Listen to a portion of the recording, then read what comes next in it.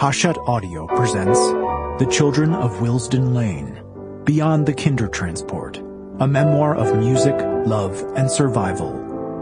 Written by Mona Golabek and Lee Cohen. Read by Mona Golabek. Please enjoy the PDF that accompanies this audio program. To my beloved mother, Lisa, the music of your soul is eternal. To my beloved sister, Renee, our legacy and your love of God live through your children. Author's note. Several years ago, I was preparing for a concert that featured the Grieg piano concerto and found my thoughts turning to my beloved mother, Lisa. I remembered the last time I had played for her. Although she had fought against it with everything she had, my mother had grown weak and fragile from illness. She yearned to sit at the grand piano in her living room and play, but she could no longer manage it. Instead, she watched and listened as I played. As I began, I was a child again, her student, watching her at the piano, hearing her play those same heroic passages of the Grieg with a passion and intensity I knew would be difficult to match.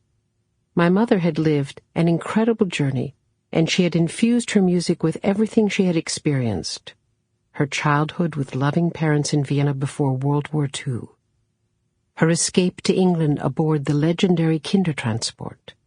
Her struggle to study her music while a war raged around her. And always, her endless fascination with that ramshackle building at 243 Willesden Lane, the hostel in the London suburbs where she lived as a young refugee separated from her family. I watched my mother's eyes as I played for her, and remembered how I loved my piano lessons. They were more than piano lessons. They were lessons in life. They were filled with stories of the hostel and the people she knew there. Her stories were my folklore, filled with bits and pieces about a kind lady named Mrs. Cohen, a mysterious suitor named Aaron who whistled the melody of the Grieg as a signal to meet him, and members of a clandestine committee named Gina, Gunther, and Paul. Sitting at the piano, I would close my eyes and listen to her gentle voice and see the world and the people she had grown up with and loved.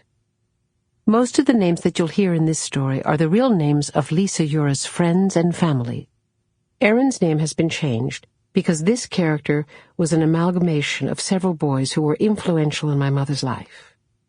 Mr. Hardesty's character, too, represents several Bloomsbury House officials. The facts and conversations that... Sample complete.